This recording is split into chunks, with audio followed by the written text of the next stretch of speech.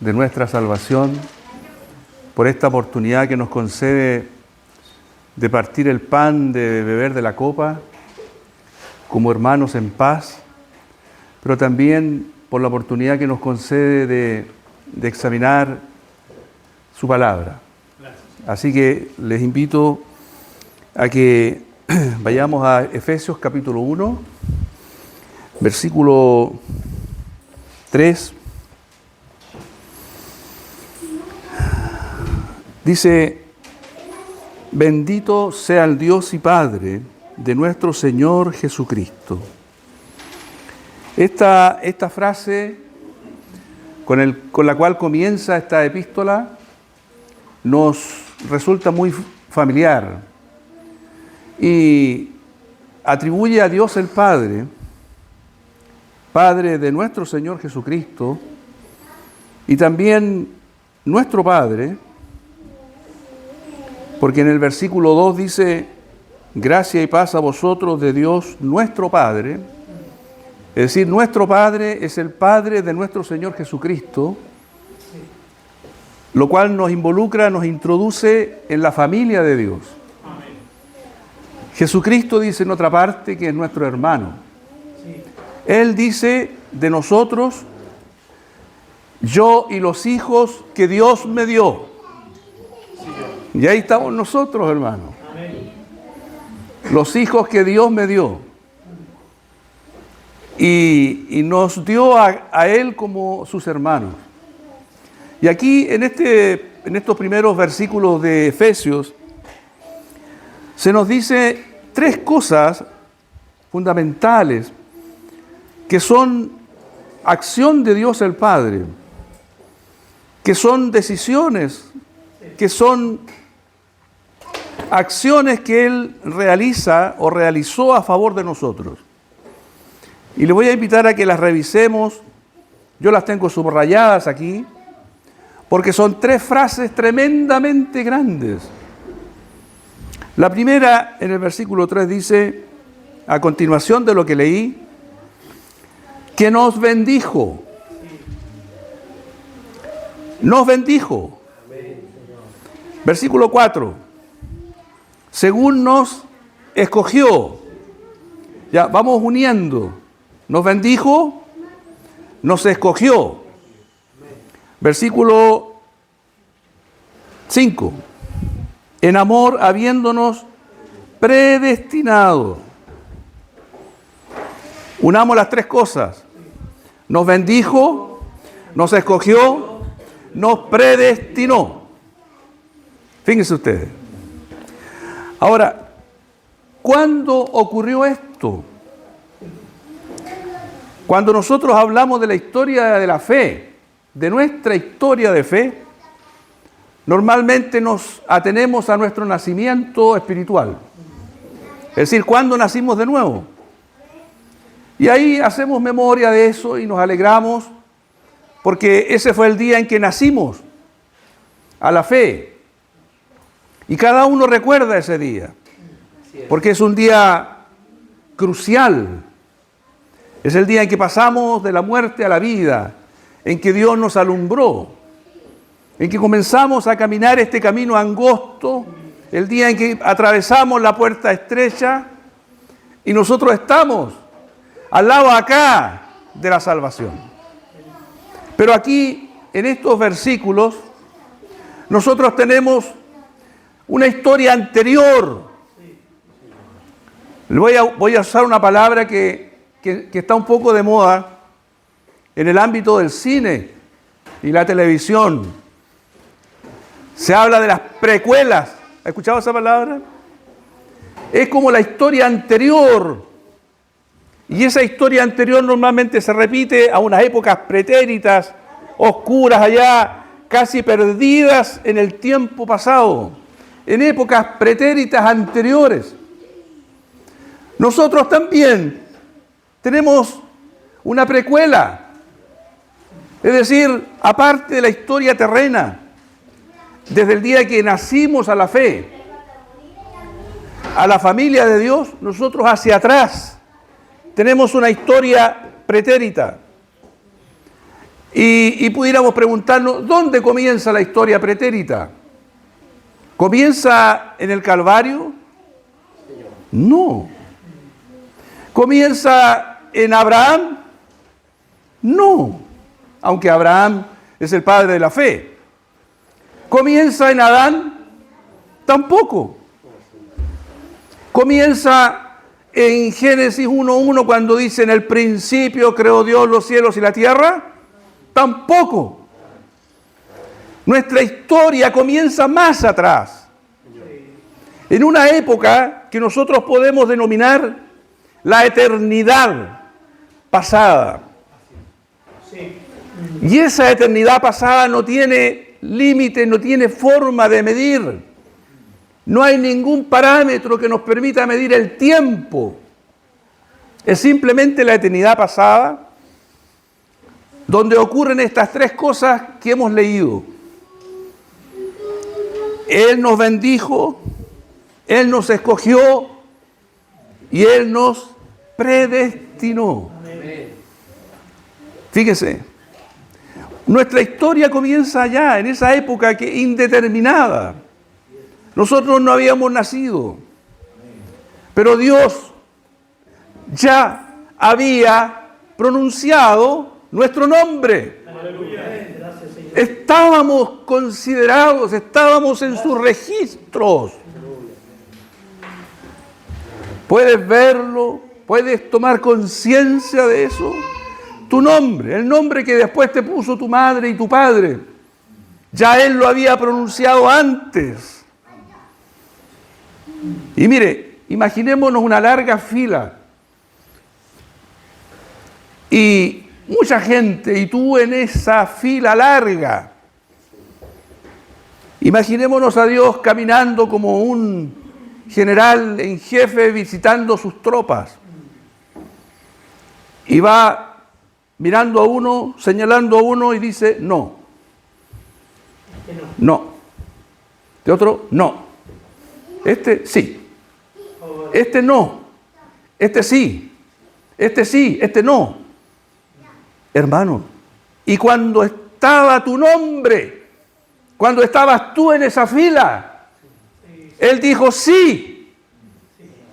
Y probablemente antes de ti, después de ti, Él dijo no. Es así. Es predestinación, elección.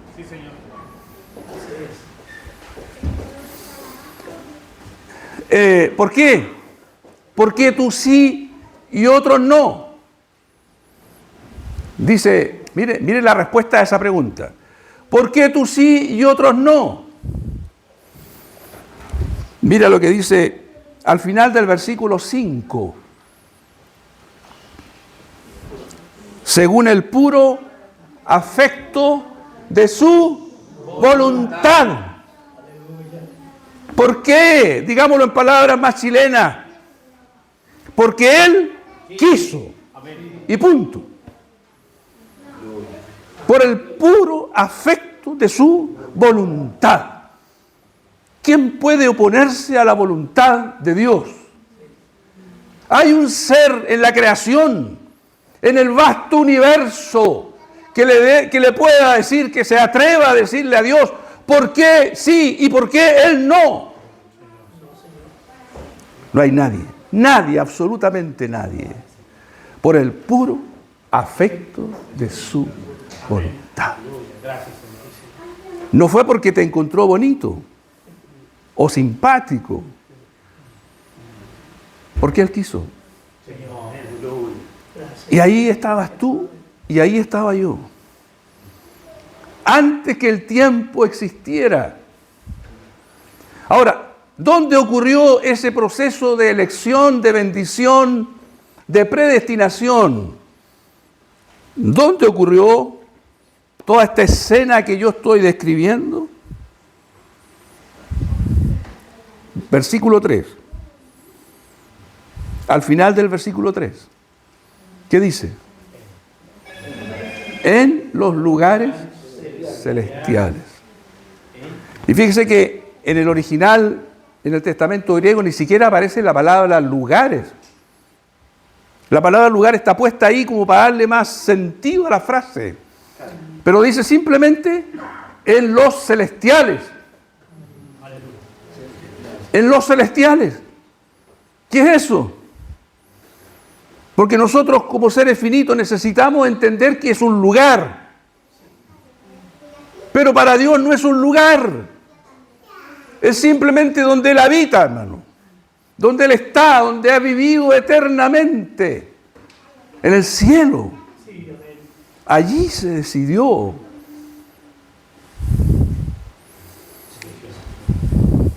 ¿Qué más? Dice,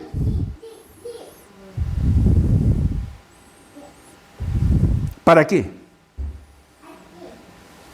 ¿Para qué nos escogió, nos bendijo y nos predestinó? Versículo 4. Para que fuésemos santos y sin mancha delante de Él. Santos y sin mancha. La palabra sin mancha, la palabra mancha aquí podría interpretarse mejor y traducirse mejor como tacha. ¿Pueden ver la diferencia entre la mancha y la tacha? La mancha es como una suciedad, ¿cierto? Pero la tacha es un defecto. Este hombre no tiene tacha, dice uno. Es como dijera, no tiene defecto. Cuando se preparaba la Pascua entre los judíos, se buscaba un cordero que no tuviera tacha, que fuera sin defecto. Y fíjese que aquí en la epístola a los Efesios aparece de nuevo esta palabra tacha. Y miren qué lugar precioso aparece. Capítulo 5, versículo 27, al final.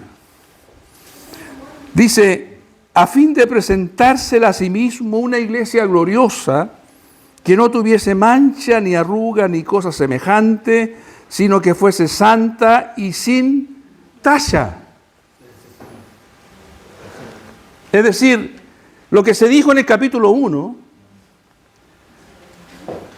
santos y sin tacha, aquí de nuevo se dice que la iglesia es santa y sin tacha.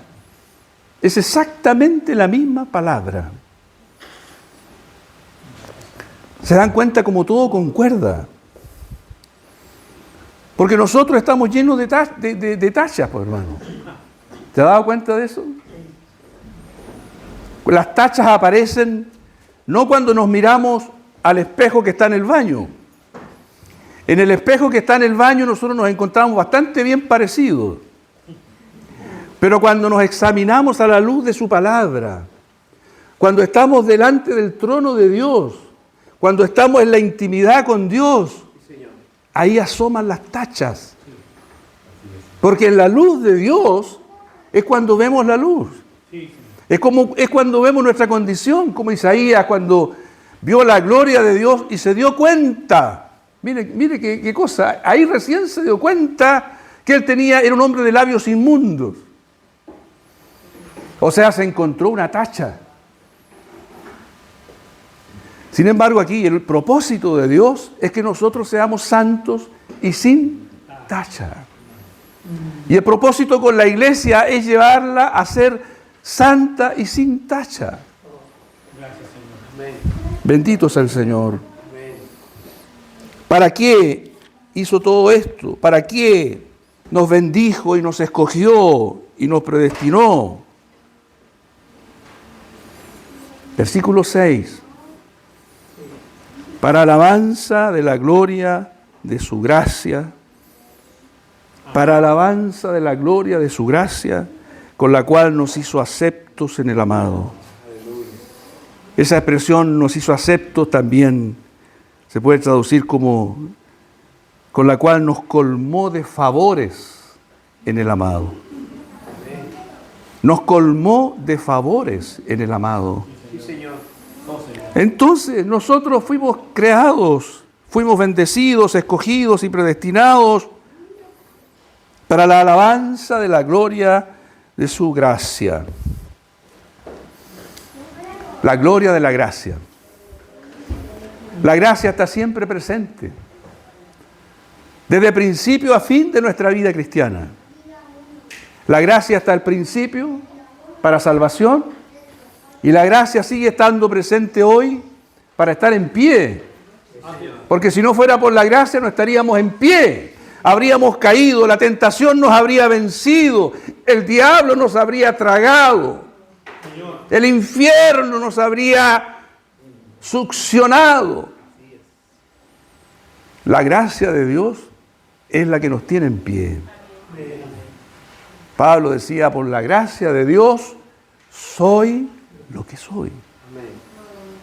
¿Podemos decirlo todos eso? Por la gracia de Dios soy lo que soy. Un hijo de Dios, un creyente, un salvado. Por la gracia de Dios somos lo que somos.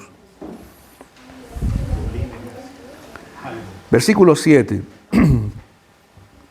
¿En quién tenemos redención? Por su sangre. ¿En quién? En el amado. El perdón de pecados según la riqueza de su gracia. Y la palabra pecados aquí se puede traducir mejor como caídas. El perdón de las caídas.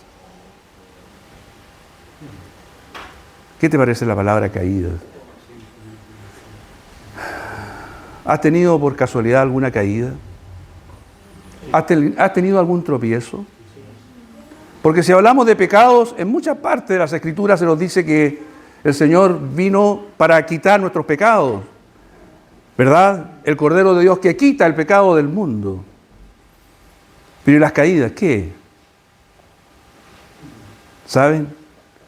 Las caídas estaban previstas. No es algo que debiera sorprendernos.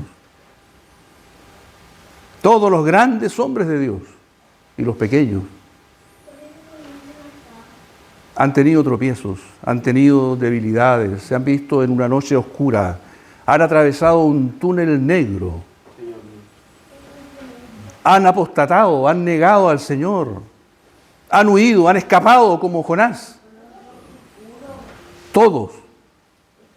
Por eso dice el perdón de las caídas. Por eso es la gracia. La gracia superabundante. No hay justo ni aún uno. No hay quien entienda. Todos se desviaron. Todos se extraviaron como ovejas rebeldes. Mas Jehová cargó en él el pecado, las caídas de todos nosotros. Todos nosotros. Y con esto, al decir esto, no estamos incitando a caer. Dios nos libre de eso. Simplemente estamos exponiendo la provisión de Dios. La provisión abundante de Dios. El propósito de Él es llevarnos a ser santos y sin tacha. Y Él lo va a cumplir, lo va a cumplir. Ya lo está cumpliendo porque nos está perfeccionando, nos está lavando con su palabra, nos está despegando del mundo, nos está haciendo que miremos arriba, donde está el Señor, el autor y consumador de la fe. Amén. De tal manera, queridos hermanos, que nuestra historia comienza antes de Génesis 1:1.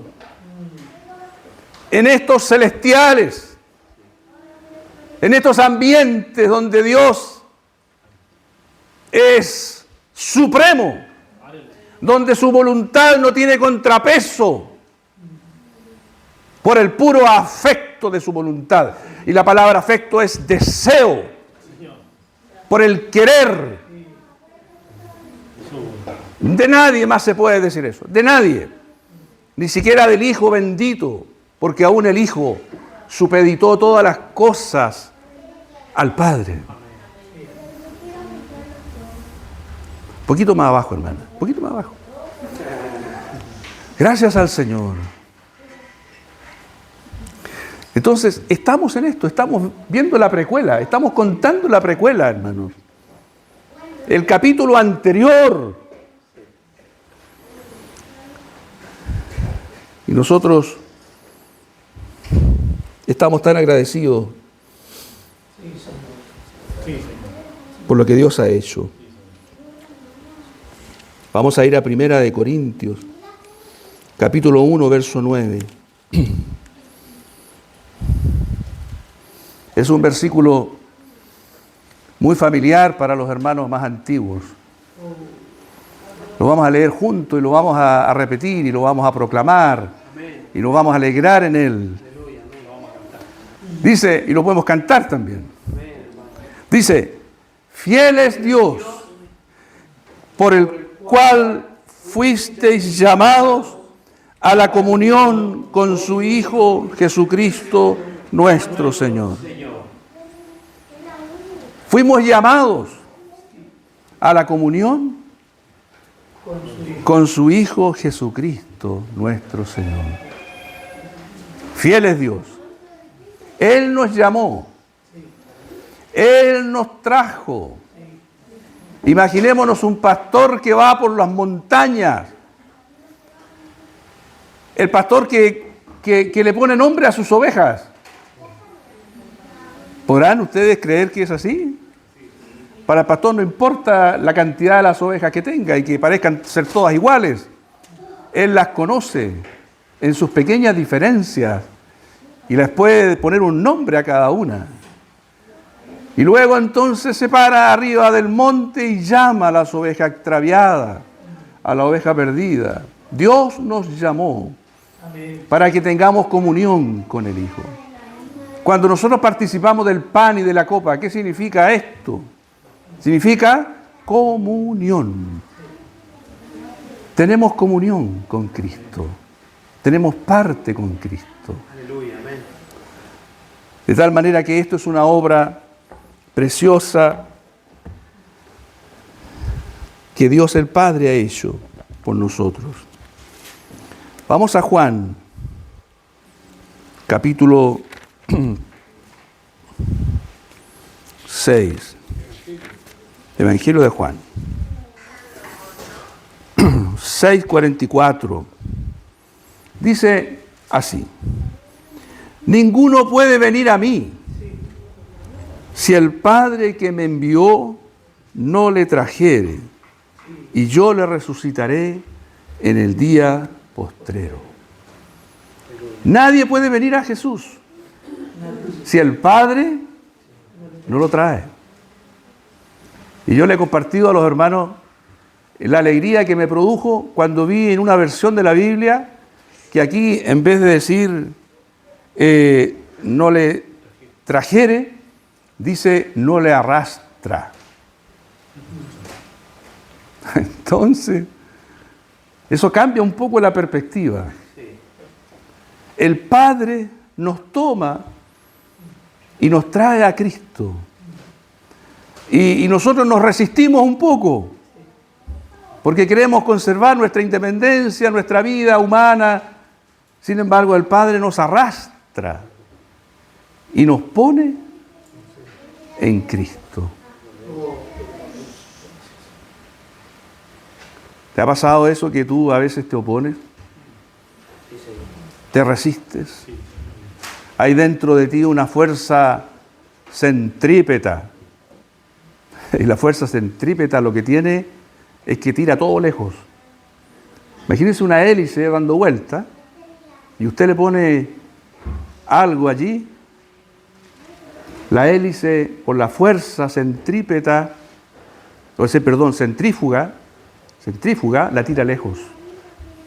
Nosotros, por naturaleza, tenemos una fuerza centrífuga dentro, que tira las cosas lejos, y nos apartamos, huimos y escapamos. Pero el Señor nos atrae. El Señor nos trae de vuelta.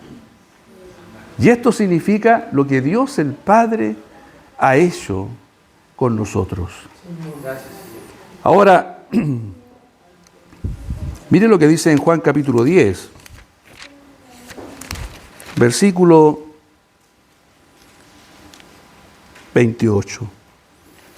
Y yo les doy vida eterna y no perecerán jamás, ni nadie las arrebatará de mi mano. Mi Padre que me las dio es mayor que todos y nadie las puede arrebatar de la mano de mi Padre. Entonces, ¿has dudado a veces de tu elección, de tu salvación? ¿Has dudado y has pensado capaz que yo no sea capaz de llegar al fin de esta carrera? Que me quede tirado a mitad de camino, no tengo fuerzas. Sin embargo, eso es imposible, porque nadie nos puede arrebatar de la mano de nuestro Padre. Amén. Estamos firmes, estamos seguros. Aleluya. ¿Habrá una mano más firme que esa? Sí, Señor. Nadie. Juan capítulo 17. Evangelio de Juan capítulo 17. Versículo 2. Al final del versículo 2 dice: para que dé vida eterna a todos los que le diste. Lo que el Padre le dio al Hijo. Versículo 6. He manifestado tu nombre a los hombres que del mundo me diste. Al final del versículo 6. Tuyos eran y me los diste. Versículo 9. Sino por los que me diste, porque tuyos son. Versículo 11. Padre Santo, a los que me has dado, guárdalos en tu nombre. Versículo 12. Yo los guardaba en tu nombre. A los que me diste, yo los guardé. 24. Padre, aquellos que me has dado, quiero que donde yo estoy, también ellos estén conmigo. ¿Sabe? ¿Se dio cuenta cuántas veces aparece la expresión los que me diste? 7 veces. En una oración breve, 7 veces el Señor dice: Padre, los que me diste, tuyos eran, ahora son míos, los guardé, ninguno se perdió. Y eso, queridos hermanos, no solo se está refiriendo a los 12 que estaban ahí o a los 11, también a nosotros. Tú y yo estamos incluidos. Padre, los que me diste. Entonces, ¿podemos ver nosotros esta maravillosa obra, esta maravillosa precuela de Dios? La precuela que es nuestra. Antes que el mundo fuese, nos bendijo, nos escogió, nos predestinó, nos trajo en el tiempo, cuando ya estábamos grandecitos, habíamos nacido, nos trajo y nos pone en Cristo, se los da a su Hijo. Más abajo en Efesios dice que nosotros somos su herencia. Él nos trae, nos pone en su Hijo. Y su Hijo dice, el Señor Jesús dice: gracias, Padre, por los que me diste. Estos son mi herencia. Esto es lo más valioso que tengo. Por estos morí. Por estos sufrí. Hermano, ¿crees tú que el Hijo de Dios se alegra porque tiene planetas? ¿Porque tiene galaxias? ¿Porque tiene estrellas? ¿Cuántas estrellas tiene? No las podemos contar. Y el Padre dice, o sea, el Hijo dice: no me interesan las estrellas, no me interesan las galaxias. Estos que me diste, son míos, son mi herencia. En estos me alegro, en estos me gozo. Estos son mi disfrute. Queridos hermanos, esto excede nuestra capacidad de comprensión. Por eso solamente podemos decir, gracias Dios nuestro, bendito Padre, amado Padre, querido Padre, por lo que nos has dado en Cristo Jesús. Así que nunca más, ni aun en los peores momentos, cuando viene la duda, cuando viene la prueba, cuando viene el enemigo susurrando mentiras, no le creas nunca. Cuando te diga, ¿le importarás tú a Dios? ¿Le importas tú a Dios? Sí. Así es. Como los discípulos en la barca se acercan al Señor y le dicen, ¿no te importa que perezcamos? ¿No te da cuidado de que perezcamos? Esa es una de las principales armas y argumentos que tiene el diablo contra nosotros. ¿Le importas a Dios? Mira cómo estás. Mira cómo estás. Se supone que tú eres un heredero. Se supone que tú eres uno que tiene herencia eterna. Se suponen tantas cosas, pero mira cómo estás.